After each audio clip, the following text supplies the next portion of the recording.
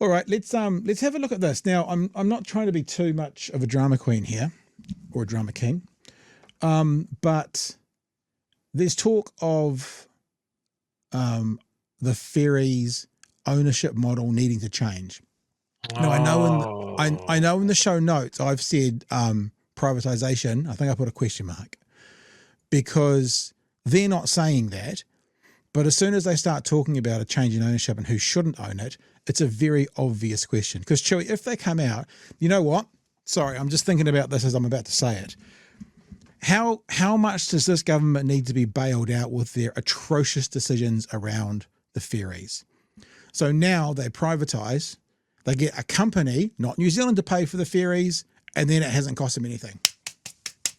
They can wash their hands of it. You know, that just feels so much actually more likely now that I'm just thinking about it properly for the first time. Let's see what they talked about on TVNZ tonight. One News can reveal it's been recommended to Cabinet that KiwiRail no longer run the Cook Strait ferries. That conclusion from an independent advisory group comes in the wake of a range of issues, with ministers recently raising concerns about ferry maintenance. Jessica Roden has this exclusive story. The Aratiri nursed back into Wellington Harbour today, nearly 3 weeks after running aground. Issues like this causing some Kiwis recently to lose faith in the Interislander ferries. They're over breaking down or they're crashing into hills. Nothing wrong with one company. This from a truck driver who was stuck on board the Aratiri. I think if they all get their heads together now, upstairs in the old government department, and really have a look at things, eh? It comes after the government refused to give KiwiRail any more cash for its IREX project. The mega ferry's gone with no plan B. I kind of think because the previous government spent like $100 million on plans and deposits, that if they show this clip about another 4 times, I think they'll have paid for it.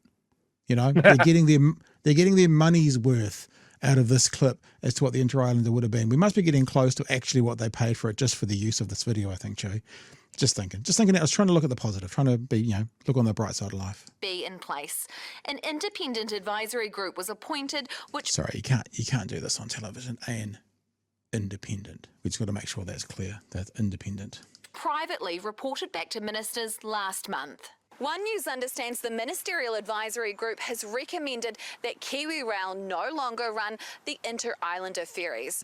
And while Cabinet's been given a range of options, the group's preference is that a separate entity run the ferries, possibly a new state-owned enterprise, so that there'd still be government oversight. Lots of words like possibly and would prefer, and that doesn't leave me, especially if you now think about the whole I just posed, that this government needs to figure any way out of an embarrassing spend on ferries that will make their decision look far worse than the last government's.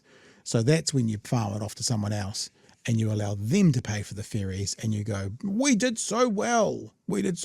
Just like, and I think this story is about to tell us, 1993, when a then national government decided to sell off the railways. Chewy. Anything to say, or should we keep playing to hear the good part of the story? No, keep it rolling. Here we go. What I think needs to be the focus is what is required to give us a safe, reliable, resilient service across that piece of water. Ministers openly critical of KiwiRail recently.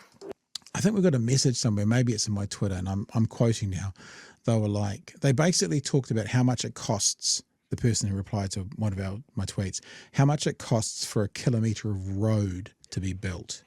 And if you took that equation into the distance between Wellington and Picton, it would be like a $4 billion road or something like that per kilometre. That's what it would cost. So actually $3 billion on the ferries was cheaper than the equivalent national road being built, Chewy. That was what was posed back to me in my Twitter feed. I should go and try and find it. I'll see if I can. We're very disappointed in terms of the asset management of these ships. The chair and 2 board members have resigned. Do you have confidence in that board? Well, that's why we want to refresh the board, to be honest. The Interislander began in the 60s. That was quite a good theme. Maybe we could have that theme, Joey. Do you think that'll work for the show? We'd have to start talking like this, Pat. To be honest. The Interislander began in the 60s, run by the Railway Department. But in 1993, the government sold it off to an international conglomerate. Oh, really? Then in 2008, it was bought back and KiwiRail was born. One union says that's where the ferries should stay. Look, they've got some problems, but they're trying to fix them. I definitely don't want it privatised and sold off to anyone else. Wellington Regional Council says whoever runs the ageing ferries is up for a huge challenge. It's very easy to lambast KiwiRail. It's a little bit of a sport at the moment, but this is not an easy operation to operate even on a good day. Everyone agrees something needs to change. Very few, if any, people would have found their recent performance acceptable. Just what that new course looks like in the hands of ministers. Jessica There Ronan. you go, Joey. So lots of words in there which leave big open-ended questions about change of ownership, shouldn't be running, suggesting a state-owned enterprise so it still has government. Because, of course, public-private partnerships still could have government oversight as well, but the private part's in there as well, Chewy. Public-private partnership leads to the same thing, the taxpayer funneling money to an offshore company to extract profit and take it away. If we build the infrastructure, it is ours. Like there is a benefit there to it. Yeah. It makes sense to me that the main transport organisation in the country, KiwiRail, runs a big chunk of absolutely vital national infrastructure. Like when Simeon saying, "Oh, we're disappointed in their asset management." You mean they're old, broken ships that were about to be replaced because they're at the end of their life. KiwiRail, like the ships aren't in the state that they're in because KiwiRail's done a bad job. They're in the state that they're in because they're at the end of their useful life. Yeah, it fucking happens. Simeon Brown is happy to spend $10 billion putting a tunnel under Wellington, something that the majority of people say is fucking ridiculous. But he is going to spend money on an army of consultants that'll and ah their way through that whole process to get to the point where they suddenly find out, lo and behold, it's ridiculous. Paycheck, please. Like this, the flushed good money, the flushed good work done. And they are crippling a vital piece of national infrastructure. Yeah. Yeah. And it is so very clearly indicated where they're going, which is selling off something that they've never wanted. They've never wanted the railways. The Interislander is just the first part. And then, in 15, 20 years' time, we'll fucking have to buy it back again. Yeah. This is at a time where most countries are realizing shit, rail's a good way to move a lot of stuff really quickly and efficiently. Mm. Yeah, I don't want to be always the voice of doom sort of thing, but actually this government's giving us a pretty good reason to why, doom might be something we should think about. And remember, when pressed on privatisation, the response from this government, and I'm paraphrasing, is something like, that's never been part of our agenda.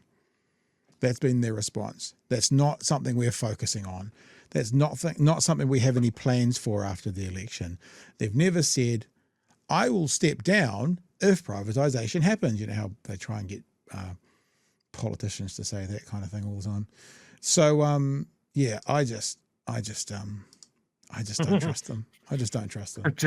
I've just seen something great in the chat. Ngāti Toa Ngāi Tahu partnership by the ferries.